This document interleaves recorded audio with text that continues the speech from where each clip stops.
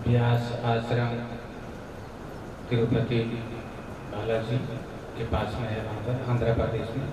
वहाँ से पधारे हुए परम पूज्य परम आदरणीय स्वामी श्री अखंडानंद गिरी जी महाराज, स्वामी जी ने महाराज श्री के विद्यार्थी पहले भगवान की, नर्मदा मैया की, ओंकारेश्वर भगवान की, कमलेश्वर भगवान की, सब संतन की, सब भक्तन की।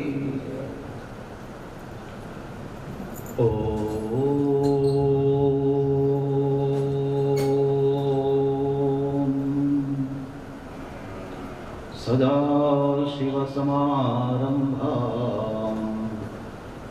शङ्कराचार्यमध्यमाम् अस्मदाचार्यपर्यन्तां वन्दे गुरुपरम्पराम्। सर्वोपप्लवरहितः प्रज्ञानघनः प्रत्यगर्थो ब्रह्मैवाहमस्मि, ब्रह्मैवाहमस्मि। ओम शांति शांति शांति। श्रीमद् अखंड सच्चिदानंद स्वरूप आत्मीय समस्त देवी देवता, समस्त ऋषीश्वर मुनीश्वर, पूज्य महाराज श्री जी जिनके नाम पर ये सभा का आयोजन हुआ है और उनके श्री चरणों में और वर्तमान में उसी पीठ पर विराजमान श्री प्रणवानंद सरस्वती महाराज, उसी प्रकार पूज्य श्री विरागण महाराज, दिव्य चैतन्य जी महाराज, अभिषेक जी महाराज, जनकपुर जी महाराज, ये सब जितने भी हमारे नाम के, अखंडानंद जी महाराज, किशोर चैतन्य जी और हनुमत स्वरूप जी चैतन्य सब जितने भी हैं, हमारे जो है सीनियर वहाँ बैठे हैं, उनको बाबा जी बोलते हैं। सभी के स्वरूप में विराजमान सच्चिदानंद चिन्मय स्वरूप और उनका दिव्य संस्मरण प्रणामांजलि। महाराज श्री के पास मैं 95 से लेकर 2000 तक अध्ययन किया, प्रस्थान त्रय का 5 साल रहा। पूज्य महाराज श्री जी श्री रामानंद सरस्वती जी महाराज हमारे ऐसे प्रेममय गुरु महाराज जी, विद्या गुरु जी मिले, उनमें कोई भेदभाव नहीं रहा। चाहे वो दक्षिणामी संप्रदाय के साधु हो, चाहे वो वैष्णव संप्रदाय के हों, चाहे नाथ संप्रदाय के हों, ऐसे कोई भेदभाव नहीं रहा। ऐसे संत महापुरुषों के पास रहेंगे, किस प्रकार की वासना बनेगी? अभेद वासना बनेगी, है ना? तो जब भेद वासना बढ़ जाती है, भेद वासना बंधन का कारण बन जाती है। भेद वासना का कारण क्या है कि शरीर ही नित्य समझना। देहाभिमान पाशेन चिरम बद्धो से पुत्र का, कि देह ही मैं हूं इस प्रकार जो समझता है, देह ही मैं हूं, शरीर ही मैं हूं, मैं लाल हूं, गोरा हूं, लंबा हूं, मोटा हूं, पतला हूं, ये सब जो देहाभिमान है, ये देह ही मैं। थोड़ी देर के लिए देह में मैं भावना करता है, अध्यास करता है, अतस्मिन् तद्बुद्धिरित्यवोचामः, भाष्यकार भगवान बोलते हैं अतस्मिन् तद्बुद्धि, ये तत् नहीं है, माने त्रिकालाबाद सत्य नहीं है शरीर, किंतु इसमें क्या भावना है? तद्बुद्धि। मैं माने मैं, जो तीनों कालों में जिसका नाश नहीं होता है, तीनों कालों में त्रिकाल अबाध्यत्व सत्यत्व, भूतकाल में, वर्तमान काल में, भविष्य काल में जिसका नाश नहीं होता है वो सत्य है, वो सत्य तत्व है, वो तत्व ही मैं। इस प्रकार की जो है ये स्वाध्याय चिंतन करेंगे, किस प्रकार की वासना बनेगी। हो सकते हैं जन्म जन्मांतर कई जन्मों की वासनाएं ढेर सारे हैं अपने के अंतःकरण में। ये अंतःकरण आपके अंदर नहीं है, मेरे अंदर नहीं है। वासनाएं, वासनाओं का स्थान मैं नहीं है, वासना का स्थान आप नहीं, आत्मा नहीं है। ना आत्मा है न परब्रह्म है। असंगो खेयम पुरुषः। वासना का स्थान बुद्धि है। जो भी आप खा रहे हैं उसका जो स्वाद है, स्वाद शरीर में एक ही इंद्रिय ले सकती है, वो भी स्वतंत्र नहीं है वो इंद्रिय। जैसे रसास्वादन करने के लिए जल से उत्पन्न हुआ जो इंद्रिय है, रसनेन्द्रिय है, इसी इंद्रिय के माध्यम से विषय में अंतःकरण की वृत्ति तदाकार आकार क्या होती है। तब अंतःकरणावच्छिन्न चैतन्य विषयावच्छिन्न चैतन्य का एकता के कारण, वो जो विषयावच्छिन्न चैतन्य के कारण वो फल व्याप्ति होते है। पहले वृत्ति व्याप्ति के द्वारा इसको मैं नहीं जाना। दृष्टांत के रूप में एक रसगुल्ला समझ लीजिए, वो खाद्य है, तो उसमें पहले बताया है कि मैं नहीं जानता। पहली बार जब देखते हैं कि इसका नाम क्या है, नहीं जानता, तो अंतःकरण वृत्ति वहां जाकर के इंद्रिय के माध्यम से तदाकार का वृत्ति बनती है। पहले उस वृत्ति के माध्यम से आवरण शक्ति हट जाती है। उसके बाद जो चैतन्य के ये अंतःकरणावच्छिन्न चैतन्य तद्वारा आई हुई जो वृत्ति, उस वृत्ति में प्रतिफलित चैतन्य, वृत्त्या अवच्छिन्न चैतन्य, उसके द्वारा वो जो विषयावच्छिन्न चैतन्य के एकता के कारण विषय की अनुभूति होती है। ये खाद्य विषय के बारे में। उसी प्रकार रूप दर्शन करते हैं, जहां देखते हैं जिस महाभूत से जो इंद्रिय उत्पन्न होती है उसी से उसका ग्रहण होता है, जैसे पहले निवेदन किया हमने। उसी प्रकार ये जो तेज से उत्पन्न हुई जो इंद्रिय है चक्षुरेंद्रिय, उस इंद्रिय से उसी तेज से उत्पन्न हुआ जो विषय है, रूप है, उस रूप का ग्रहण होता है। रूप का ग्रहण सिर्फ इंद्रिय से नहीं हो सकता, मन के संयोग के बिना। मन का संयोग हो, हम लोग बहुत कुछ देखते रहते हैं, कुछ ज्ञान नहीं होता है, तो मन का भी संयोग आवश्यक है वहां। तो मन बाहर जाने के लिए अंदर अंतःकरण में वासना की जरूरत होती है। वासना के बिना क्रिया नहीं होती। जब वासना प्रबल होगी, जिस प्रकार की वासना प्रबल होगी, उस प्रकार की क्रिया करने के लिए उत्सुकता बढ़ेगी। उसके अनुसार, वासना के अनुसार, इस संकल्प शक्ति के अनुसार इंद्रियों में प्रेरणा होगी। आप इंद्रियों को मन में उठी हुई वासनाओं के अनुकूल इंद्रियों को यदि सहयोग देने से रोक देंगे, इंद्रियों को कई प्रकार की वासनाएं उठती है, बहुत कुछ उठते हैं, कुछ तो बाहर नहीं बोल पाते हैं, सामाजिक नियम के अनुसार बाहर नहीं बोल पाते। कई प्रकार की वासनाएं उठती हैं, जन्म जन्मांतर वासनाएं, कोई अच्छी वासना, कोई बुरी वासना, कोई बुरी इच्छा, किंतु सब बोल नहीं पाते। वो वासनाओं को यदि आप सहयोग नहीं देंगे, इंद्रियों से कार्य रूप नहीं करेंगे, तो वासनाओं का कोई जाने का रास्ता नहीं मिलेगा, बढ़ने का रास्ता नहीं मिलेगा। जैसे जमीन के अंदर दबे हुए बीज अंदर ही अंदर दब करके धीरे धीरे क्या हो जाते हैं, सड़ जाते हैं बीज।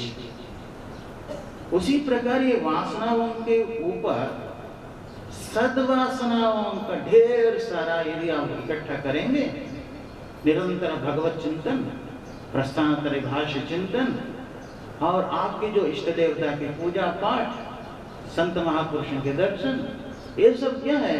इससे वासना नहीं बनती है क्या?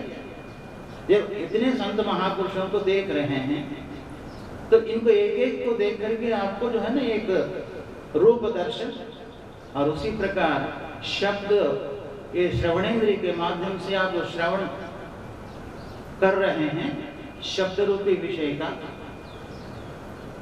आपका मन यही यदि होगा तभी आप श्रवणेंद्रिय के माध्यम से शब्द का ग्रहण कर सकते हैं। ये कौन कैसे बोल रहे हैं, किस विषय पर बोल रहे हैं और कहाँ बोल रहे हैं, हम लोग कहाँ बैठे हैं, आपके इंद्रियां काम कर रही है।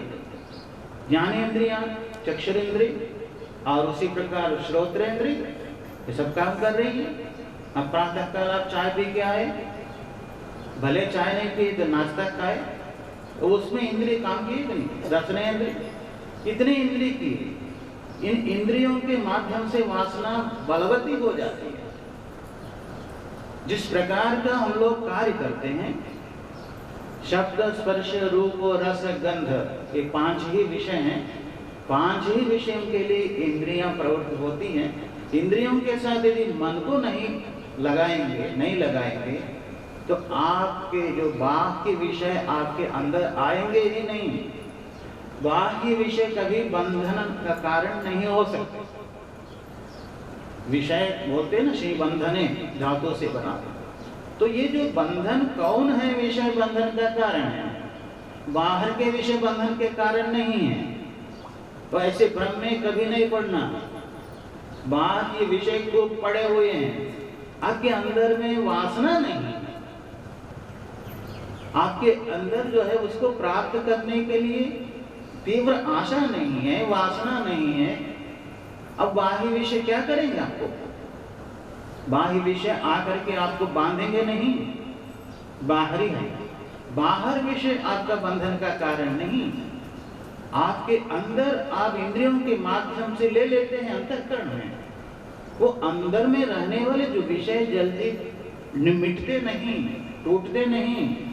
तो अंदर में रहने वाले जो अंतःकरण में रहने वाले विषयों के माध्यम से, उसकी अनुभूति के माध्यम से जो आप अनुभव किए हैं, या तो दुख, या तो अनुकूल वेदनीयम सुखम, प्रतिकूल वेदनीयम दुखम, इस प्रकार जो आपकी अनुभूति के माध्यम से जो संस्कार बने हैं अंतःकरण में, तो अंतःकरण में एक ठोस प्रकार की जो है वासना बन जाती है। जो अल्प वासना बनती है वो भूल भी सकते हैं, किंतु ठोस वासना बनती है, वो वासना जल्दी टूटती नहीं, जाती नहीं। उन वासनाओं को हटाने के लिए पहले सीधा सीधा जो है आप अद्वैत परब्रह्म तत्व का ज्ञान प्राप्त कर लो तो सभी के लिए सुलभ नहीं। ईश्वरानुग्रहादेव पुंसाम अद्वैत वासना महाभय परित्राणाम उपजायते।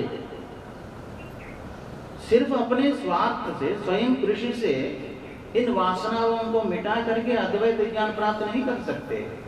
ईश्वरानुग्रह बहुत जरूरी है। ईश्वरानुग्रहादेव पुंसाम अद्वैत वासना। कई लोग हैं, हजारों लोग होते हैं। जैसे भगवत गीता में भगवान ने कहा है, मनुष्याणाम सहस्रेषु कश्चित् यतति सिद्धाये यततामपि सिद्धानां कश्चिन् मां वेत्ति तत्त्वतः।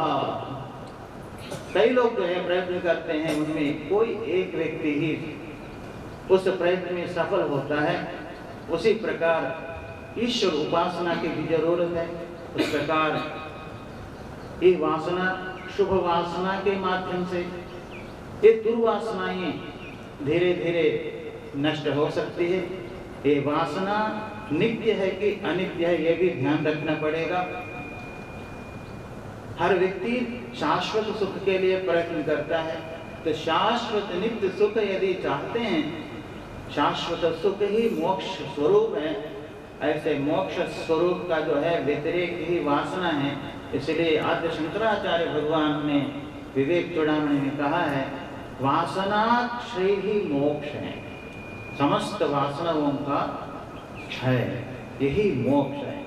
इसलिए सज्जनों, हमारी अनुभूति, इंद्रियों के साथ जो अनुभूति है, वो अनुभूति के कारण जो जन्म जन्मांतर जो वासनाएं हैं, उन वासनाओं के स्मरण करते हुए डरना नहीं, और उन वासनाओं को शुभ वासनाओं में बदल करके, उन वासनाओं में असत्यत्व बुद्धि जान करके ये वास्तव में सत्य नहीं है, ये मैं नहीं हूँ, ये समस्त वासनाएं बुद्धि में हैं, बुद्धि मैं नहीं हूँ, मनोबुद्धि अहंकार चित्तादि नाम। इस प्रकार हम अपने भगवत गीता और उपनिषद इत्यादि संत महापुरुषों के माध्यम से चिंतन करके हमारा उद्धरेद आत्मनात्मान, अपना जीवन का उद्धार करें, वास्तव स्वरूप का ज्ञान प्राप्त करके धन्य हो जाए। भगवान हमारे जो पूज्य महाराज श्री जी के चरणारविंदों में ये वाक पुष्पांजलि समर्पित करते हुए मैं अपनी वाणी को विराम। ओम शांति शांति। आप लोग श्रवण कर रहे हैं। वासना वर्धित कार्यं कार्य विद्या च वासना वर्धते सर्वथा पुंसः संसारो न निवर्तते।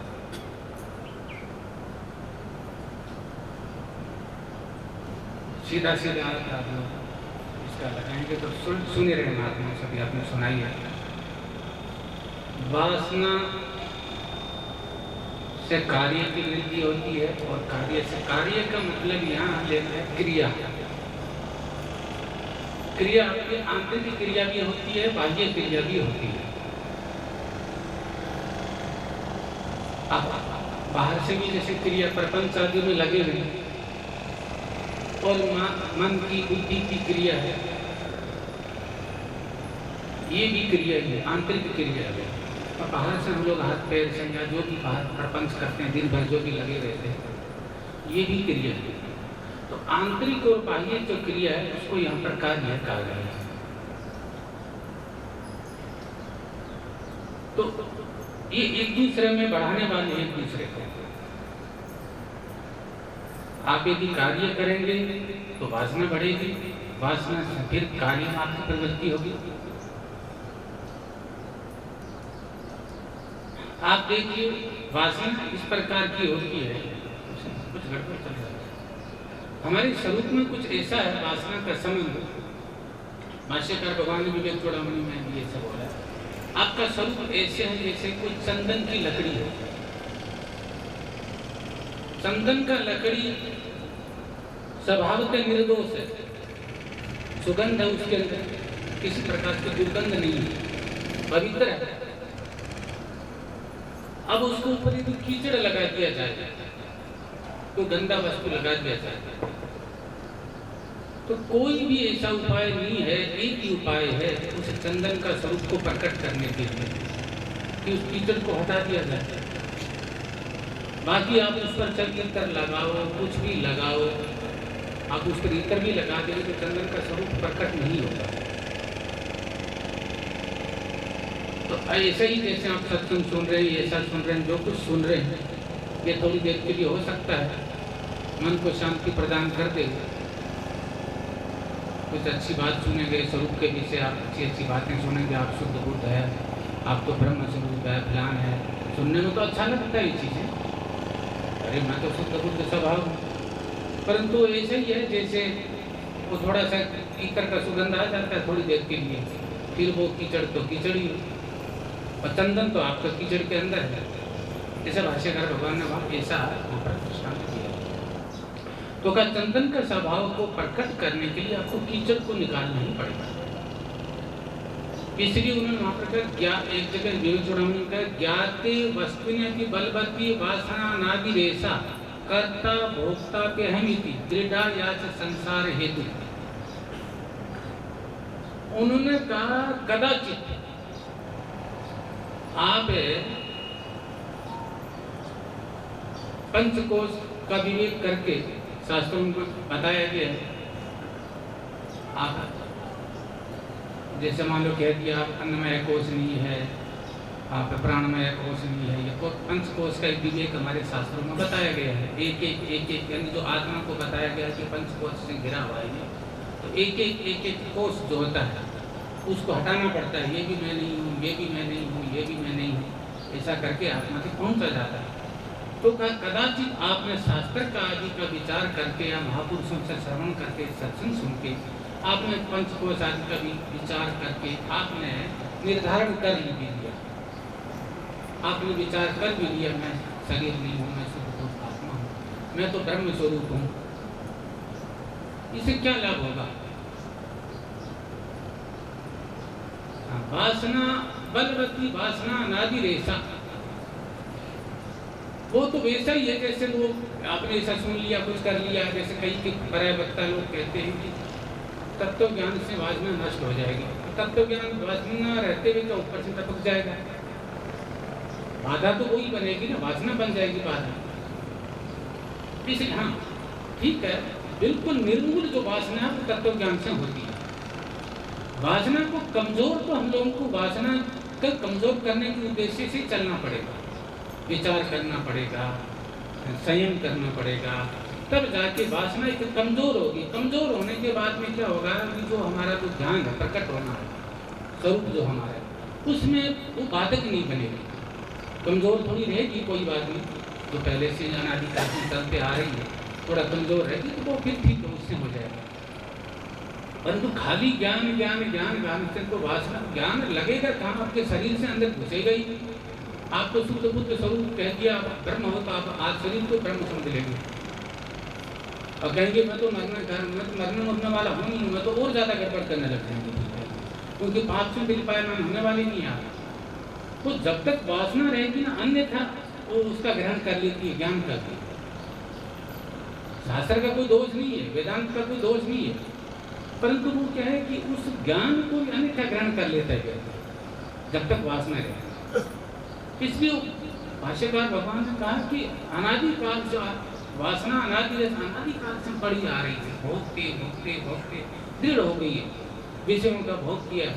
अनात्म वासना, अनात्म धर्म जितनी भी वासनाएं आपके शरीर ले लो, बाहर का विषय ले लो, बुद्धि मन, ये जब सब में जो मैं करके मेरा मैं इसको भोगता हूँ, मैं इसको करता हूँ, और बार बार जो हम लोग भोगते हैं तो उससे तो दृढ़ बन जाती है, इतनी मजबूत बन जाती है कहा। तो कह दिया दृढ़ या अश्य, इस जीव के लिए क्या हो जाता है? दृढ़ हो जाती है। संसार बड़ा कठिन होता है, संसार निवृत्त होता नहीं है। कितना भी बेचारा विचार करता है, कितना भी शास्त्र पढ़ता है, सत्संग भी सुनता है, परंतु जब जाके बैठता है, ध्यान करता है, एकांत में जब बैठता है तो फिर मुख लटका के चला जाता है। क्या करें, आंख बंद करते हैं सब वही रील चलती है, कुछ ग्रहण ही नहीं होता। सत्संग में थोड़ा बैठते तो अच्छा लगता है। इसका मुख्य हेतु यही है, वासना दृढ़ दुराग्रह जो है, एक जो बैठा हुआ है मजबूत हो गया है, वो जो है वो बड़ा कठिन है, उतरता नहीं। का महाराज इसका कोई उपाय? ठीक है, वासना बंद का हेतु है, वासना हम कुछ हटाना चाहते हैं, हट नहीं रही है। तो इस बात को कहा कि भाई देखो आप हटाना ही नहीं चाहते, तो इसका जो अर्थ ही नहीं जानते, वो आप उसको कुछ जानते ही नहीं, उपाय नहीं जानते। आप प्रपंच छोड़ना नहीं चाह रहे, अब विषयों का अनावश्यक चिंतन छोड़ना नहीं चाह रहे, अब संसार का अधिक से अधिक जो ज्ञान है वो प्राप्त करना चाह रहे। आप ये बताइए, संसार का जो हम लोग जो ज्ञान प्राप्त कर, ठीक है संसारिक लोग हैं जो रचे पचे हैं, जिनको उद्यम करना है संसार में, उन लोगों के लिए ज्ञान ठीक है, परंतु जो एक साधक है, एक परमात्मा, एक जो तत्व ज्ञान प्राप्त करने के लिए लगा हुआ एक साधक है, आप उसके लिए बताइए कि संसार ज्ञान, अनावश्यक संसार ज्ञान कोई आवश्यक है? कितना हमारे अंदर जो घुसता है, हम लोग टीवी देखते हैं, मोबाइल देखते हैं, जो भी देखते हैं, वो हमारे अंदर जो पड़ी हुई जो वासना है उनको और जागृत करता है, और मजबूत करता है। तो कहा कि ये जो आपका ये क्रिया हो गई, अनावश्यक चिंतन, अनावश्यक जो ज्ञान प्राप्त करना, अनावश्यक प्रपंच करना, ये भी कर लो, ये भी कर लो। भाई आप परमार्थ मार्ग में बढ़ने वाले हैं, आप तत्व जिज्ञासु हैं, तो आपको जो उपयोगी नहीं वो तो आपको दूर ले जाने वाला रस्साकसी वाला मामला हो गया ना। आप इधर खींच रहे हैं, उधर आगे बढ़ने की कोशिश कर रहे हैं, आपको पीछे खींच रहे हैं, ये कभी भी ये मिटने वाला नहीं है मामला। तो इसी श्लोक से पहले वाले श्लोक में तो भाष्यकार भगवान ने वहां पर कहा है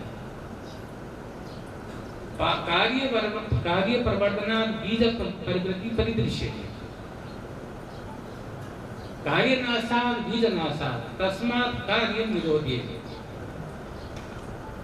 भाई संसार में भी देखा जाता है, एक कोई वृक्ष है, आप वृक्ष में पानी दे रहे हैं, बढ़िया उसमें खाद बीज भी डाल रहे हैं, बढ़िया उसकी गुड़ाई निराई भी कर रहे हैं, और आप ये सोचें कि इसकी बीज ना लगे, ऐसा संभव है क्या? कार्य प्रवर्धना, जैसे वृक्ष बढ़ेगा, लंबा चौड़ा बढ़ेगा, अच्छा होगा, तो उसके बीज भी खूब लगेंगे। संसार में देखा जाता है इसे। तो कार्य नाश और बीज नाश है। हाँ, कार्य नाश होता है तो बीज, पौधा ही नष्ट हो गया। आपने ऐसा उपाय किया कि पौधा ही नष्ट कर दिया, उसमें खाद बीज नहीं डाला और उसका कोई वो नहीं किया, तो सीधी बात है धीरे धीरे पौधा नष्ट हो जाएगा, तो बीज नाश हो जाएगा। यानी कार्य हो गया आपका, वृक्ष हो गया, और बीज हो गई वासना। तो जब तक क्या होता है, थोड़ा सा भी हमारे अंदर वासना यदि पड़ी हुई है तो ऐसी है, ऐसी आप सोचो कि हाँ थोड़ी थोड़ी वासनाएं कम हो रही है, अब तो वासनाएं कम हो गई, अब तो कोई बात नहीं, अब क्या है, तो जैसे प्राय बहुत लोग सोचते रहे, हम लोग तो क्या है कि भाई महात्माओं में भी देखा जाता है, संसारिक लोगों में भी देखा जाता है, हम तो शास्त्र पढ़ लिए है, विचार भी कर लिया है, अब हमको क्या है, तो हमको व्यवहार थोड़ी हमारे लिए कोई बंधन कारक होता है। अरे रुई के ढेर को जलाने के लिए एक माचिस की तिल्ली का भी है, एक छोटी सी, बड़ा भारी रुई का ढेर हो, करके छोटी सी अपनी रुई के ढेर को क्या जलाएंगे? वो जो प्रपंच है ना, हमारी जो छोटा सा ही चिंतन है, पता नहीं छोटा सा ही प्रपंच है, पता नहीं कौन सा चिंतन कर जाए, कौन सी वासना जाग जाए अंदर से। बहुत से लोगों को हमने देखा, अच्छा साधक है, अच्छा ध्यान भजन करने वाला, लगा है परमात्मा, बहुत अच्छा लगा, ऐसा लग रहा है काम हो जाएगा इसका, पता नहीं कौन सा संकल्प अंदर से जाग गया और कहाँ का कहाँ पहुंच गया, क्या किस मार्ग में चला गया। बहुत सावधान रहना पड़ता है। ये जो कार्य है ना, अनावश्यक चिंतन, अनावश्यक क्रिया, ये वासना के लिए बहुत ही अच्छा, वासना तो नाश करना ही पड़ेगा। वासना नाश किए बिना तत्व ज्ञान प्राप्त नहीं कर सकते, चाहे कोई भी आ जाए, चाहे कोई भी आपको उपाय कर दे। और वासना नाश के लिए आपको क्रिया से निवृत्त होना पड़ेगा, यानी आंतरिक क्रिया और बाह्य क्रिया दोनों। बहुत से लोग बोलते हैं महाराज बैठते हैं तो भजन में ध्यान नहीं लगता। अरे भाई आप आधा घंटा का बोल रहे भजन में ध्यान नहीं लगता, 23.5 घंटे क्या करते हैं? वो जो 23.5 घंटे है ना, उसकी बड़ी भूमिका है उस आधा घंटा में, और बाकी जो अनादिकाल की जो चल रहा है वो तो है ही अंदर भरा पड़ा है, उसकी तो है ही भूमिका।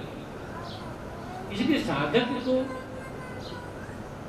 क्रिया का मतलब मैंने आपको बार बार बताई दिया, क्रिया से दूर रहना चाहिए, जितना हो सके बचे, और उसके बाद में वासना निवृत्त करने का उपाय करना चाहिए। ज्ञान तो कोई बहुत लंबी चौड़ी चीज नहीं है। हमारे योग वासिष्ठ वगैरह में ग्रंथों में आता है, एक कमल का फूल का जो होता है ना पंखुड़ी, उसको मसलने में भले टाइम लग जाए, आपको मुक्त होने में, ज्ञान प्राप्त करने में टाइम नहीं लगता, परंतु उसको उसके योग्य बनने में बड़ा टाइम लगता है, ज्ञान के अधिकारी बनने में बड़ा समय लगता है। वासना निवृत्त हो गई, ज्ञान हो गया। ज्ञान तो कोई, जैसे आपको चंदन के जो स्वरूप को प्राप्त करना, आपको क्या है, कीचड़ निकालना है, अब चंदन प्राप्त करने में कोई समय लगता है। इसलिए बार बार हमारे शास्त्रों में जितने भी उपाय बताए, जितनी भी साधनाएं बताई है, वासना वासना वासना, वासना का मतलब ना अनात्म धर्म जो वासना है। अब जब ठीक है, धीरे धीरे इस प्रकार का करेंगे, कमजोर हो जाएगी तो अद्वैत वासनाएं वो भी साथ में भी चलता है। स्वामी जी महाराज ने कहा, सत्यनारायण जी महाराज ने कहा, अद्वैत वासना, ज्ञान वासना, आत्म वासना जो है, अनात्म वासना को उससे काटना पड़ेगा। और हम अनात्म वासना में लगे भी है, फिर क्या करेंगे अद्वैत वासना, फिर तो हम तो मिक्स हो जाएगा ना मामला, हम कहाँ की कहाँ उठा देंगे पता है। इसलिए ये जो वासना और ज्ञान कहते समय बड़ा ही सावधानी, तो बहुत जैसे प्राय लोगों को यही रहता था, सत्संग तो बहुत सुनते हैं, वक्ता लोग भी प्राय बोलते भी रहते हैं, सत्संग सुनते रहो, सुनते धीरे धीरे तुम भाष्यकार भगवान ने कहा ज्ञाते वस्तु ने भी, सुनने वालों की बात छोड़ो, पढ़ने वाला, कहने वाला, कथन करने वाला, उसको भी जरूरी नहीं है कि ज्ञान हो जाता है, ज्ञान हो जाता है। निर्धारित भी कर लेंगे आप अपने युक्ति से, जो भी है तरीके से, विवेक से आप निर्धारित भी कर लिया तो भी कोई गारंटी नहीं है कि आपको ज्ञान हो जाएगा, जब तक वासना निवृत्त नहीं करेंगे। इसलिए यहाँ प्रकार वासना तो बार बार को आई जाती है, कितना भी आप कोशिश करेंगे। अनादि अच्छा जन्म हुआ है तो सीधी बात है वासना है, कोई भी कितना भी कह दे कि मेरे अंदर वासना है नहीं, कोई मानने के लिए तैयार नहीं है। कोई जन्म हुआ है तो ढेर सारी वासनाएं है, किसी के अंदर कुछ कम रहती दिखती नहीं है वासना। तो एक वासना जब ज्यादा होती है तो दूसरी वासना को दबा, ऐसा लगता है दबी हुई जैसी लग रही है। हाँ, हालांकि आप विवेक विचार कर करके धीरे धीरे शिथिल कर देते हैं, परंतु कई आदमी आप देखते संसार में बहुत लोगों को क्रोध नहीं दिखता है, ऐसा लगता है जैसे कोई क्रोध वासना कुछ है नहीं, शांत ऐसा लग रहा है। परंतु ऐसा नहीं, लोभ जब भयंकर होता है ना, भयंकर लोभ होता है तो उस आदमी को क्रोध दबा हुआ जैसा लगता है। उस आदमी को सोचते मेरा काम बिगड़ जाएगा, मैं क्रोध करूंगा तो। इसी प्रकार कोई आदमी बड़ा उदार लगता है, सब दुख फेंकता है, तो उसके अंदर से लोकेशना, संसार में मेरा मान सम्मान मिले, इस प्रकार की वासना होती है। तो वो सोचता है, या जैसे बहुत अन्य भोगी होता है, कुछ भी होता है तो धन को उड़ाता है, तो लगता है कि इसके अंदर यार इस मामले में पैसा बहुत खर्च करता है। नहीं, वो वासना उसकी अत्यंत है, भयंकर है। इसका मतलब दूसरी वाली वासना उसके अंदर कम है, ये नहीं है। वो वासना इतनी प्रबल है कि इस वासना को दबाए बैठी है। इसलिए ये स्वयं को आपको ही निर्णय करना पड़ेगा। वासना है तो जन्म हुआ है तो वासना है, और इसको निवृत्त नहीं करेंगे तो फिर जन्म होगा। और कौन सी वासना ज्यादा है उस पर आपको ज्यादा संयम बरतना पड़ेगा उसके समय में, तभी आपको ज्ञान भी टिकेगा, आप साधन भजन भी कर पाएंगे, विचार भी कर पाएंगे। नहीं तो विचार भी अन्यथा ले लेता है। बहुत से लोगों को हमने देखा, वक्ताओं को भी देखा है, बहुत से बड़े बड़े विद्वानों को भी देखा, जैसी व्यक्ति की अगर वासना है उस शास्त्र का अर्थ उस प्रकार का लगाने लगती है। इतनी खतरनाक होती है ना ये वासना, ऐसी चीज होती है, सामान्य की तो बात ही छोड़ो, जो शास्त्र नहीं पढ़ा उसकी तो बात ही छोड़ो, पढ़े लिखे लोगों को भी वो अर्थ वो अपने अनुकूल लगाने लगते हैं कि वासना की महिमा हो। इसलिए हमारे भारत ये जो विषय रखा स्वामी जी महाराज ने, पर ये सबकी समस्या है। कोई सोचे कि उसकी है, कि सबकी समस्या है, सबकी समस्या है।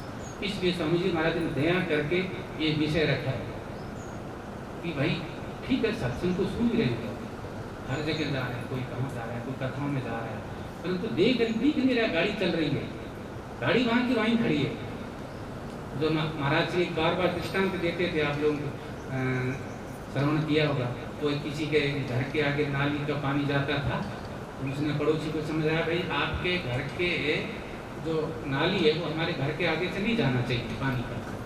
माना नहीं, तो पंचों का पंचायत रखा, पंचों ने भी कहा भाई गलत है, ये बात गलत है, आपको नहीं करना चाहिए, ये सब नाली का आपको कुछ बदलाव करना चाहिए।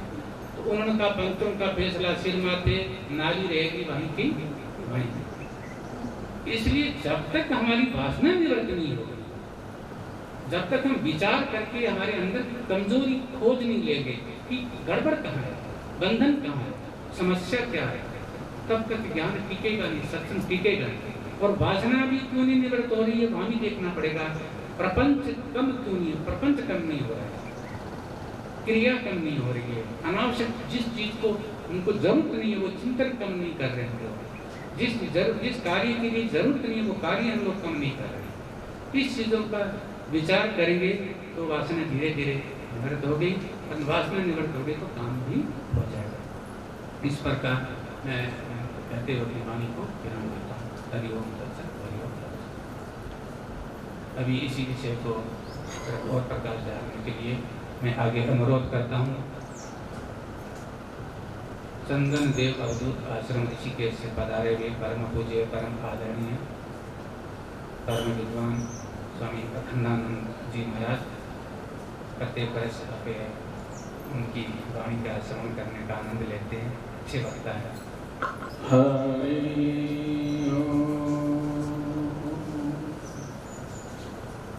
सहना भवतु सहनौ भुनक्तु सह वीर्यं करवावहै तेजस्विनावधीतमस्तु मा विद्विषावहै। ॐ शान्तिः शान्तिः शान्तिः।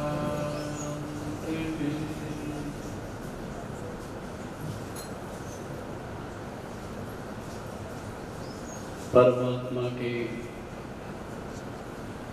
विभिन्न स्वरूप में विराजमान भगवान ओंकारेश्वर, भगवान ममलेश्वर, माँ नर्मदा जी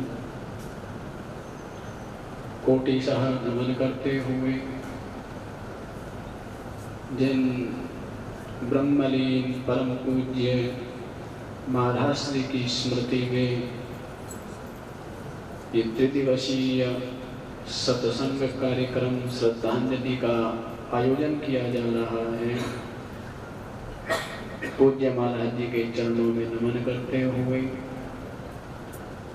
मंचस्थ विराजमान इस संस्था के परमाध्यक्ष परम पूज्य परम श्रद्धेय महाराज श्री कैथल हरियाणा से पधारे हुए परम पूज्य परम श्रद्धेय महामंडलेश्वर श्री स्वामी गिरागानंद जी महाराज, हरिद्वार से पधारे हुए परम पूज्य परम श्रद्धेय महामंडलेश्वर श्री स्वामी जनकपुरी जी महाराज, हरिद्वार साधना सदन में ही निरंतर अध्यापन करने वाले परम पूज्य परम श्रद्धेय आचार्य परम विद्वान श्री स्वामी दिव्य चेतन जी महाराज, ऋषिकेश से पधारे हुए परम पूज्य परम श्रद्धेय महामंडलेश्वर परम विद्वान श्री अभिषेक चैतन्य पुरी जी महाराज, गिरि जी महाराज, मंच पर विराजमान अन्य विद्वत तपःपूत वीतरागी संत वृंद, समुपस्थित वीतरागी संत वृंद, सतसंग प्रेमी सज्जनों, भक्ति श्रद्धा महिमा त्रिशक्ति। बहुत सुंदर संतों के श्रीमुख से आप लोग श्रवण कर रहे थे। देखिए जिस प्रकार से संसारी प्राणी परिश्रम करके, कृषि करके, व्यापार करके, नौकरी करके धन कमाता है, इसी प्रकार से संत लोग भी धन कमाते हैं। और ये धन क्या है? वैसे तो आत्मधन है, परमात्मा धन है, लेकिन परमात्मा रूपी जो धन है वो इतनी सहजता से तत्काल तो प्राप्त होता नहीं है। उसके लिए ज्ञान भी चाहिए और ज्ञान के साथ साथ जो बंधन के कारण हैं उनको परित्याग करने की भाव भी चाहिए। तो इस जीव के बंधन का कारण वासना है। इसको किसी ने रस्सी से, सांकल से नहीं बांधा हुआ है। जिस प्रकार से किसी व्यक्ति को जुआ खेलने का व्यसन पड़ जाता है, उसको कोई जुआ घर बांध के नहीं ले जाता है, वो स्वतः ही बंधा हुआ, जुआ खेलने के व्यसन से बंधा हुआ अपने आप जुआ घर पहुंच जाता है।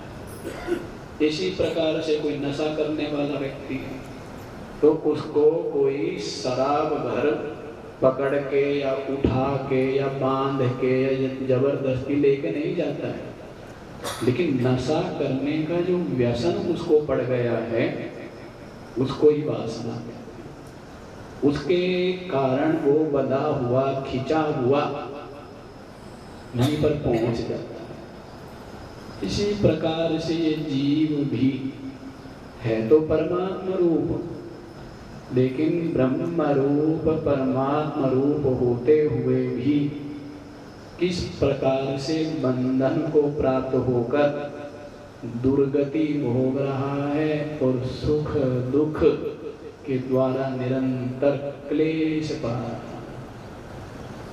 महात्मा लोग कृपा करके इसको बताते हैं कि तेरे बंधन का कारण क्या है और मुक्ति किस प्रकार से। तो बंधन का कारण, प्रथम सबसे बड़ा कारण तो अज्ञान है, और अज्ञान के कारण से चित्त में अनादिकालीन जो वासना है, ये वासना समय समय पर, जैसे आपने देखा होगा यदि खेत में सरसों का बीज पड़ा हुआ है और उसमें हल भी चलाइए, पानी भी दीजिए, लेकिन गर्मी का मौसम होता है तो सरसों अंकुरित नहीं होती, पड़ी रहती है। और जब अनुकूल समय ऋतु होती है, सर्दी का मौसम होता है, तो अपने आप जो पिछले साल की पड़ी हुई सरसों के दाने हैं वो स्वतः अंकुरित हो जाते हैं और पौधा बन जाता है।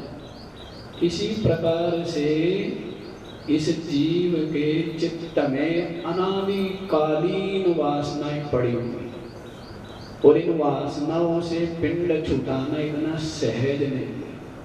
संपूर्ण प्रयत्न करके, पूरी ताकत लगा करके निरंतर जिस प्रकार से धनार्थी निरंतर इसी चिंतन उद्योग में लगा रहता है किस प्रकार से धन की प्राप्ति हो, इसी प्रकार साधक निरंतर इसी चिंतन में प्रयत्न में लगा रहता है किस प्रकार से सुख दुखात्मक क्लेश पूरित इस संसार से मैं मुक्त हो जाऊं।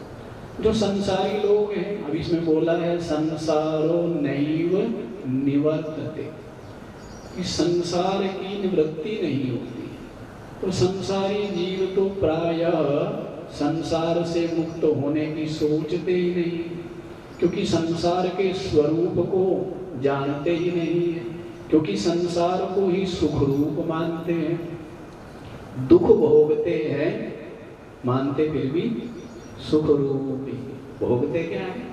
संसारी लोग जिसको देखो बेचारे दुखी, हम तो कहा करते रोतड़ों की फौज। ये संसारी लोग क्या है कि भाई रोतड़ों की फौज है, रोते ही रहेंगे, कभी किस बात को लेके कभी किस बात को लेकर निरंतर।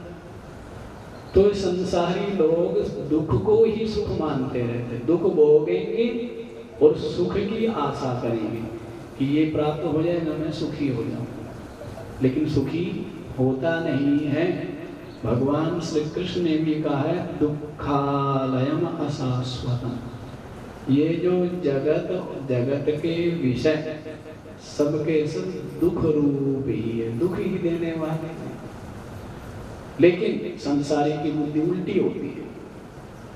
लेकिन जो साधक है वो संसार के स्वरूप को समझ गया है, वो जानता है ये शरीर जो कि जिसको मैं मानता है इससे भी निरंतर क्लेश कभी रोग है, भूख प्यास लगी हुई है, मान अपमान इसके साथ में इसमें ममता करता है तो वो जुड़ा हुआ है, विविध रोग लगे रहते हैं, जन्म और मृत्यु है, मक्खी मच्छर है, लघु शंका दीर्घ शंका है और मलिन हुआ रहता है। तो जो विचारवान है विवेकी, वो देखता है संसार शरीर सारा का सारा दुख रूप है, इस कारण से वो इससे मुक्ति चाहता है। तो फिर मुक्ति चाहता है तो मुक्ति पाने के लिए प्रथम ये विचार करना पड़ेगा कि बंधन का कारण क्या है।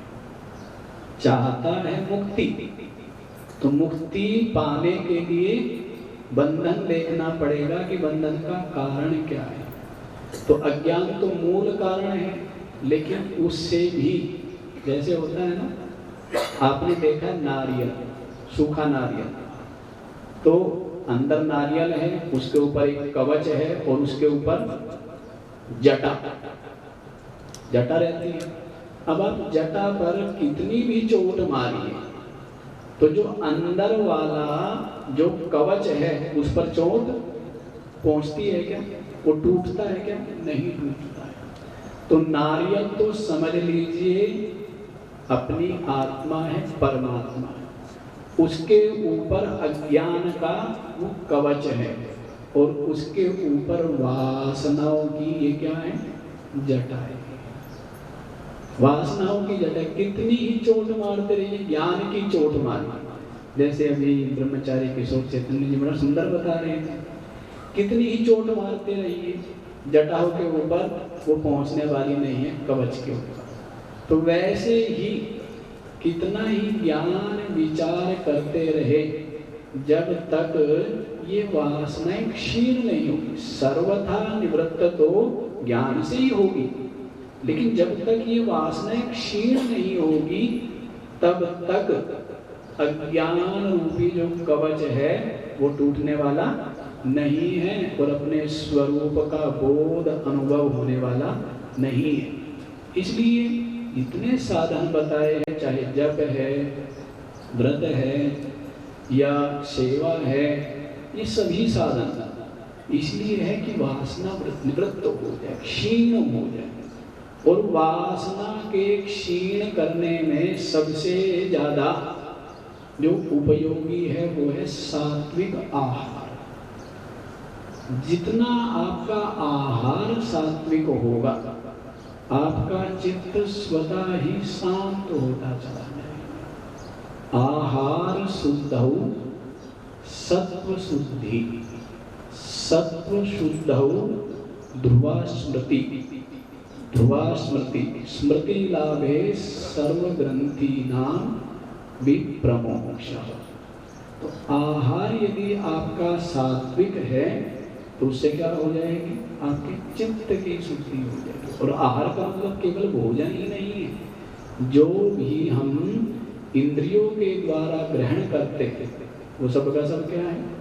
आहार ही। इसलिए कहा है ना कि भद्रम पश्येम अक्षभिः भद्रम शृणुयामः।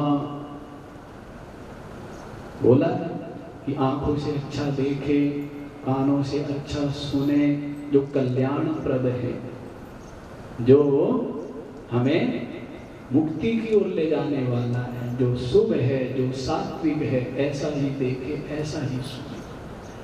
आहार जैसे जैसे शुद्ध होगा तो वैसे ही सत्व की शुद्धि होगी, अंतःकरण की शुद्धि। और जैसे जैसे अंतःकरण में वासनाएं क्षीण होगी तो जो सुना हुआ है, जो पढ़ा हुआ है, जो समझा हुआ है, उसका क्या रहेगा? स्मृति लाभ रहेगा। सुनता है लेकिन थोड़ी देर में मिट जाता है, क्योंकि संसार की वासनाएं अधिक प्रबल है। कहीं धन की वासना, पद की वासना, लोक की वासना, तो सुना हुआ ठहरता नहीं है। लेकिन जिसका चित्त, वासनाएं जिसकी क्षीण हो गई है, तो उसको सत्संग में क्या सुना है, स्वाध्याय में क्या पढ़ा है, सहज ही स्मरण रहता है।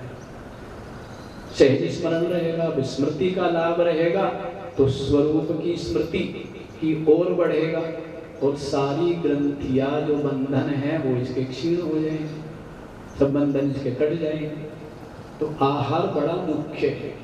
तो वासना तो क्षीण हो गई मान लीजिए, लेकिन पूरी तरह वासना गलित तो भगवान श्री कृष्ण ने कहा है ना, रसो अप्यस्य परम दृष्ट्वा निवर्तते, विषया विनिवर्तन्ते निराहारस्य देहिनः, रसवर्जं रसो अप्यस्व परम दृष्ट्वा निवर्तते। आहार ग्रहण नहीं करेगा, यहाँ पर आहार विषय ग्रहण नहीं करेगा तो विषय तो निवृत्त हो गए हैं, लेकिन विषयों में जो राग है, जो रस बुद्धि प्रीति है वो बनी हुई है, वो विषय के त्याग से जाने वाली नहीं है। वो कैसे जाएगी? तो उसके लिए बोला है परम दृष्ट्वा निवर्तते। परम जो परमात्मा है, जो सच्चिदानंद रूप अपनी आत्मा ही है, निरंतर जो निर्बंध है, नित्य ही मुक्त है, वही अपना स्वरूप है। तो उसको समझ लेने पर, अनुभव कर लेने पर यहीं के ही जीवन मुक्त हो जाता है। ये महापुरुष लोग, संत लोग अत्यंत परिश्रम पुरुषार्थ करके शीघ्र से शीघ्र जीवन मुक्ति अवस्था को प्राप्त करके और जगत में सहज भाव से विराजमान रहते हैं। और सबके सब मनुष्य को ऐसा करना ही चाहिए, क्योंकि दुर्लभ अवसर प्राप्त हुआ है। तो यहाँ पर वर्तमान प्रसंग आप लोग जो सुन रहे हैं, कार्य वृद्धितः वासना वृद्धितः कार्य वृद्ध्या च वासना। तो क्या बताया? वासना वृद्धिता कार्यम और कार्य वृद्ध्या च वासना। प्रथम चित्त में अनादिकालीन जो वासना है वो क्या होती है? स्फुरित होती है, स्फुरित हो जाती है। और उस वासना जब स्फुरित होती है फिर उसका चिंतन करता है, उस वासना का अभीष्ट विषय का क्या करता है? चिंतन करता है। चिंतन करने से फिर उसकी प्राप्ति के लिए प्रयत्न करता है, कर्म करता है, जिसको क्रिया कहते हैं। तो प्रथम क्या हुआ? वासना से विषय चिंतन और विषय चिंतन से उस विषय की प्राप्ति के लिए प्रयत्न, कर्म क्रिया। तो इस प्रकार उसका फल क्या है? सुख दुख है। राग के कारण से सुख दुख है और वासनाओं के जाल में ये उलझ जाता है, क्योंकि उससे वासना बढ़ती रहती है। जैसे आपकी मीठा खाने की वासना, तो फिर आप मीठे का चिंतन करेंगे। क्या करेंगे?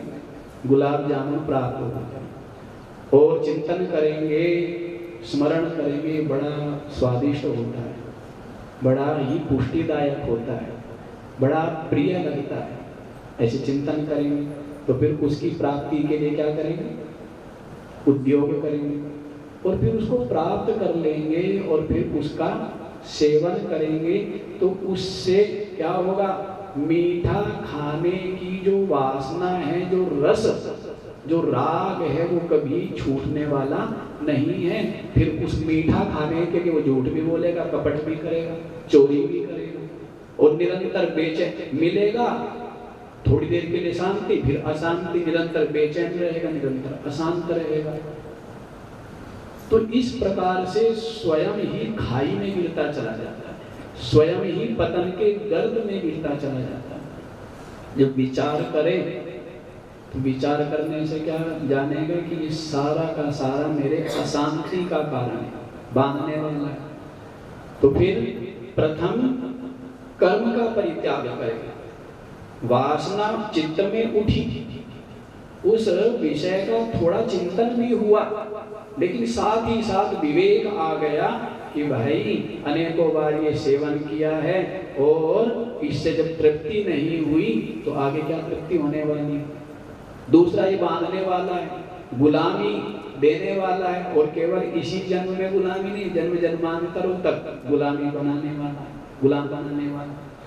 जब ये विवेक होगा, विचार करेगा तो प्रयत्न नहीं करेगा, तो प्रयत्न नहीं करेगा तो धीरे धीरे क्या होगा, चिंतन भी, भाई खाना ही नहीं है मेरे को, जब मेरे को मीठा खाना ही नहीं है तो धीरे धीरे क्या हो जाएगा, चिंतन भी कम होता जाएगा, क्षीण हो जाएगा। जब चिंतन कम होता जाएगा तो वो जो वासना कभी कभी उठती थी वो वासना भी धीरे धीरे क्या हो जाएगी, उठनी बंद हो जाएगी। एक तरह से समझिए क्षीण हो जाएगी, शांत हो जाएगी। संपूर्ण तरह तो निवृत्ति तो केवल स्वरूप के बोध से ही होगी। तो इस प्रकार से इस वासना के जाल में फंसा हुआ संसारो नैव निवर्तते, इसका कभी भी संसार निवृत्त नहीं होता, जन्म मृत्यु की संस्कृति बनी रहती है। अवसर प्राप्त हुआ है, संतों का सत्संग सुलभ हुआ, ये जीवन की परम उपलब्धि है। विचार करके इस वासनाओं के गर्त से स्वयं अपने आप का उद्धार करना चाहिए। विवेक चूड़ामणि में ही आया है, आरंभ में ही, उद्धरेद आत्मना आत्मानं मग्नं संसार वारिधौ। अपने आप का जो संसार समुद्र में डूबा हुआ है स्वयं उद्धार करना चाहिए। तो कैसे, इसके लिए संगति अच्छी हो, सत्संग करें, और सत्संग करने के साथ साथ विचार भी करें कि बंधन का कारण मेरी वासना है और वासना क्षीण होगी तो कैसे होगी, सेवा के द्वारा, सत्कर्म के द्वारा, सद्विचार के द्वारा, तप के द्वारा, संयम के द्वारा, सात्विक आहार के द्वारा। जब निरंतर इसी प्रयत्न में लगा रहेगा तो निश्चित रूप से इसका संसार निवृत्त हो जाएगा और ये सहज ही जीवन मुक्त अवस्था को प्राप्त करके कृतकृत्य हो जाएगा। यही महापुरुषों का ये सत्संग और ये विषय रखने का अभिप्राय है कि साधक लोग लाभ उठा सके। यही कहते हुए मैं अपनी वाणी को ब्रह्मलीन महाराज जी के चरणों में समर्पित करता हूँ। हरिओम तत्सत। ओम शांति शांति शांति।